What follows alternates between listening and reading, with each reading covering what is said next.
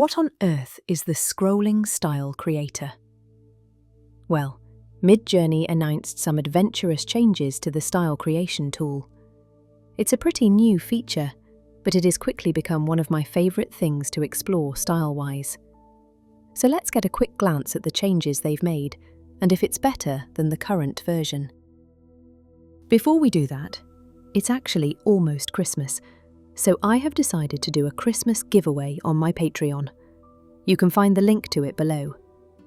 I post all my videos there ad-free and earlier than you see on YouTube, and you also get all the accompanying prompt PDFs whenever there are many prompts. I've got an entire library of SREFs over there to dig around in to see if there's styles you would like or find useful for any purpose you may have. There's also some occasional exclusive videos over there with more to come. I'm giving away a free 1-month subscription to the first 3 people to redeem it via the link in the description of this video. And if you don't end up being the fastest ones, there's also a 30% off the first month of subscription for new members, redeemable until the end of the year. So check it out, and you'd also be supporting this channel in the process. But let's get back to the scrolling style creator and what it is about. The post notes came as 2 different posts when they were announced, so I was clueless for a moment there and tried to understand where I could locate the scrolling style creator. The main thing to note is that it's not available on the main Midjourney website. Instead, you'd need to go over to the alpha website at alpha.midjourney.com. You sign in with your usual Midjourney account, and this new version of Style Creator is where you would find the Style Creator on the main Midjourney website. Basically, you begin the same as you would with Style Creator. You give it a prompt, and then you need to press Enter. I chose to go with the prompt Alien Fashion, with aspect ratio 16:9. I couldn't find the button to click to start anymore. It's definitely not as intuitive for everyone, I think. You've only got Clear Prompt in the position where you had the Start button to click. Now is where it starts to differ from the first version of the Style Creator. The idea behind it is the same. It first creates an OG version of your prompt, without any styles piled on top. But you just start clicking and scrolling. It seems to be that the next phase is triggered whenever, really. Probably once you've scrolled down far enough. If you initially don't click on any styles, I guess you could go down the style examples until you find something you'd like to mix with other stuff. I'd much more prefer there still being the Refine button to click, but the option to go down and select as many styles you like. Or some kind of initial setup, or a sliding scale of how many styles you'd like to select before the new style gets created. Maybe even something you could switch up on the fly. 5 styles selected in first phase, 2 styles selected in second phase, 10 styles selected in third phase, just as an example. Right now, it's kind of difficult to know where the line actually goes, and I usually really enjoy the styles along the line to the final style as well. Sometimes even more than the final refined style. So I'd like to have the option to pick my own breakpoints if I want to. Another small difference with this new version is when you hover over the heart button of an example style. It's pretty easy to miss and misunderstand. I originally was expecting the other examples to be shown on the side, so I thought they removed this feature. But instead, the example image is replaced by the grid of all the example images of that style while hovering. So this basically results in the examples grid appearing smaller than it did in the first version of Style Explorer. The order of the resulting images seems to have turned the other way around as well. Before it went from the bottom up, now it goes down instead. I don't have a specific preference for this one, both are completely fine to me. But I do like the pin feature on the small preview images. Basically, you can pin the results on screen. The styles squish over a bit when you do that. In my case, I ended up with less example style images on my screen, but the results remained on the screen.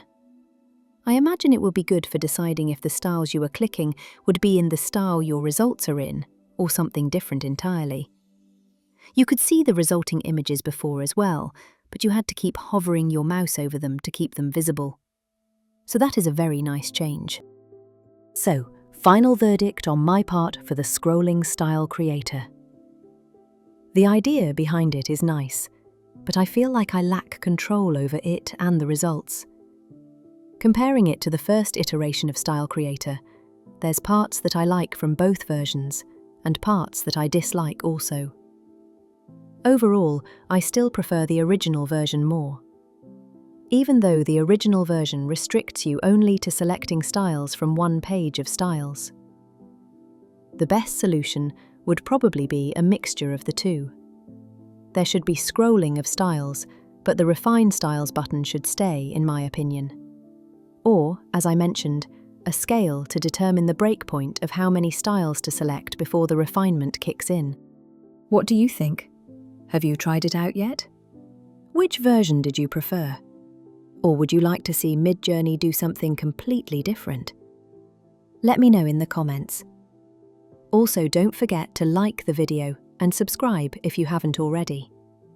And remember the giveaway and the discount for the subscriptions of my Patreon. And here's some neat styles I created with Style Creator.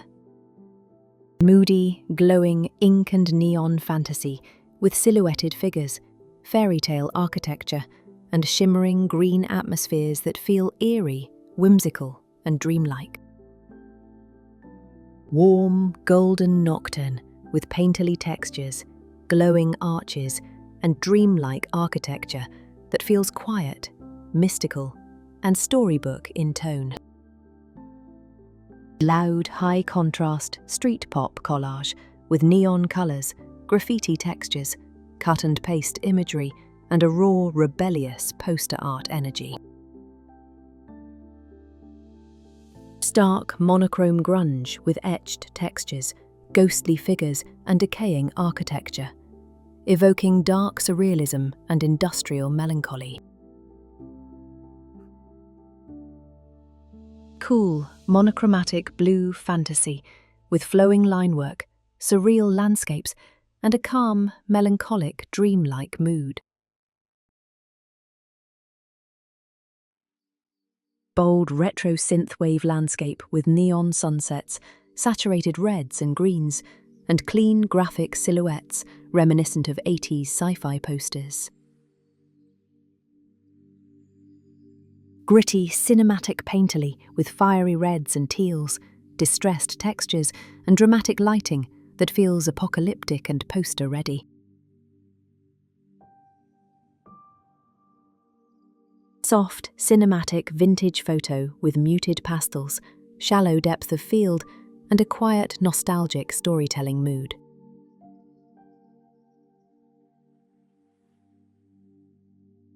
Cinematic neon noir with glowing amber and green light, reflective surfaces, and a moody cyberpunk atmosphere.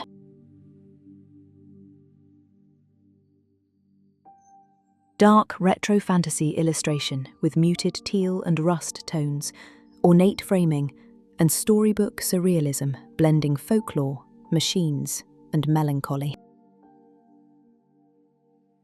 Solemn, cinematic dark fantasy with muted golds and browns, ritualistic symbolism, and a quiet, mythic atmosphere. Toxic neon cartoon horror with acid green palettes, bubbly grotesque characters, thick outlines, and a playful yet unsettling street art vibe. Cinematic retro noir with teal and red lighting, moody compositions, and a nostalgic, mysterious atmosphere reminiscent of mid-century thrillers. Luminous, psychedelic folklore with teal and violet hues, intricate linework, and mystical, tattoo-like ornamentation.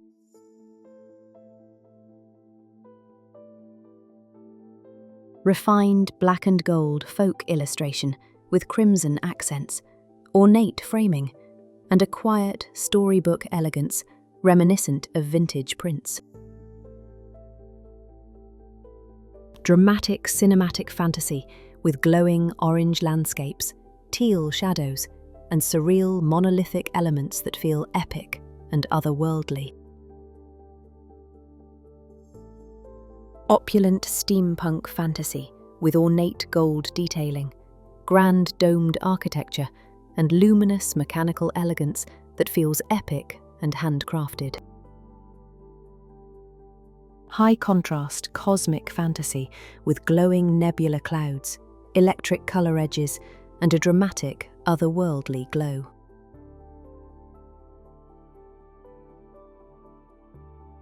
Dark storybook illustration with muted coral and teal tones, ornate curves, and a whimsical yet eerie fairy tale mood. Quiet, surreal photographic with muted sepia tones, soft focus, and unsettling symbolism that feels introspective and dreamlike. Sleek Art Deco sci-fi fantasy with luminous cyan and gold geometry, elegant figures, and grand cathedral-like architecture that feels futuristic and ceremonial. Handcrafted sci-fi diorama with weathered whites and teal patinas, miniature-like detail, and a calm, exploratory retro-future atmosphere. Soft cinematic pastel with shallow depth of field, muted pinks and teals, and a quiet, contemplative mood reminiscent of indie films. Bold, graphic, surreal style with teal and crimson contrasts, flat compositions, and symbolic forms that feel modern, ritualistic, and poster-ready.